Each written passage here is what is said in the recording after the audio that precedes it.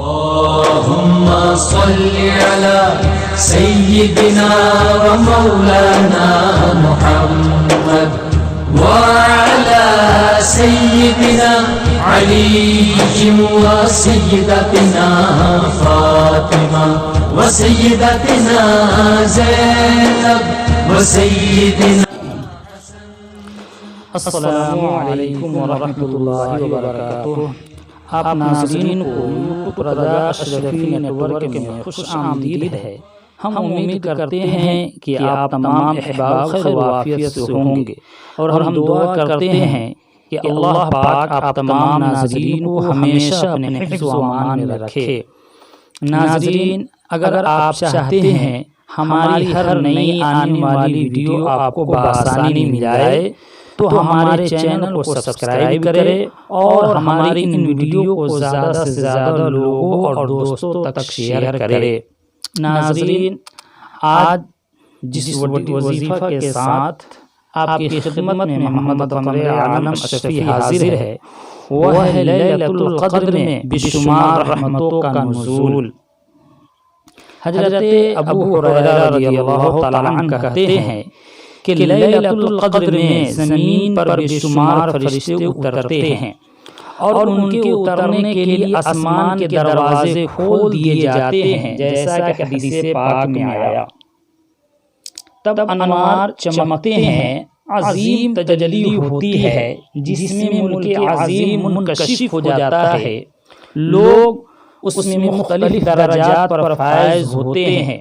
بعض ایسے ہوتے ہیں جن پر زمین و آسمان کے ملکوت منکشف ہوتے ہیں، اور جب ان پر آسمان کے ملکوت منکشف ہوتے ہیں تو وہ آسمانوں میں فرشتوں کو ان صورتوں میں دیکھتے ہیں جن میں وہ مشغول عبادت ہوتے ہیں، بعض قیام میں، بعض قعود میں، بعض رکوع میں، بعض سجدہ میں، بعض ذکر میں، بعض شکر میں، اور بعض تسبیح و تحلیل میں مصروف ہے. بعض لوگوں پر جنت کے احوال منکشف ہوتے ہیں، اور وہ جنت کے محلات، گھر، حورے، نہریں، درخت اور جنت کے پھل وغیرہ دیکھتے ہیں اور عرش اعظم کا نظارہ کرتے ہیں. چونکہ جنت کی چھت ہے، انبیاء، اولیاء، شہداء اور صدیقین کے مقامات دیکھتے ہیں. بعض ایسے لوگ بھی ہوتے ہیں جن کی آنکھوں سے حجاب اٹھ جاتے ہیں اور وہ رب جلال کے جمال کے علاوہ اور کچھ نہیں دیکھ پاتے. حضرت انس رضی اللہ تعالیٰ عنہ سے مروی ہے کہ حضور صلی اللہ تعالیٰ علیہ وسلم نے فرمایا کہ جب لیلۃ القدر آتی ہے تو جبریل علیہ السلام فرشتوں کی ایک جماعت کے ساتھ نازل ہوتے ہیں اور ہر اس بندے پر رحمت بھیجتے ہیں اور بخشش کی دعا کرتے ہیں جو کھڑے ہو کر یا بیٹھ کر اللہ تعالی کے ذکر میں مشغول و مصروف ہوتا ہے.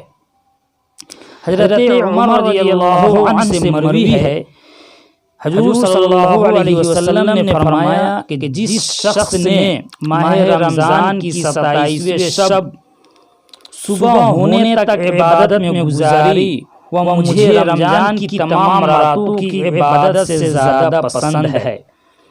حضرت فاطمہ الزہرا رضی اللہ تعالی عنہا نے عرض کی، اے ابو جان، وہ ضعیف مرد اور عورتیں کیا کرے جو قیام پر قدرت نہیں رکھتے؟ آپ نے فرمایا، کیا وہ تکیے نہیں رکھ سکتے جن کا سہارا لے اور اس رات کے لمحات میں سے کچھ لمحات بیٹھ کر گزارے اور اللہ تعالیٰ سے دعا مانگے؟ مگر یہ بات اپنی امت کے تمام ماہ رمضان کو قیام میں گزارنے سے زیادہ محبوب ہے. حضرت عائشہ رضی اللہ عنہا سے مروی ہے کہ حضور صلی اللہ علیہ وسلم نے فرمایا کہ جس نے لیلۃ القدر بیدار ہو کر گزاری اور اس میں 2 رکعت نماز ادا کی اور اللہ تعالیٰ سے بخشش طلب کی تو اللہ تعالیٰ نے اسے بخش دیا، اسے اپنی رحمت میں جگہ دیتا ہے، اور جبریل علیہ السلام نے اس پر اپنے پر پھیرے، اور جس پر جبریل نے اپنے پر پھیرے وہ جنت میں داخل ہوگا۔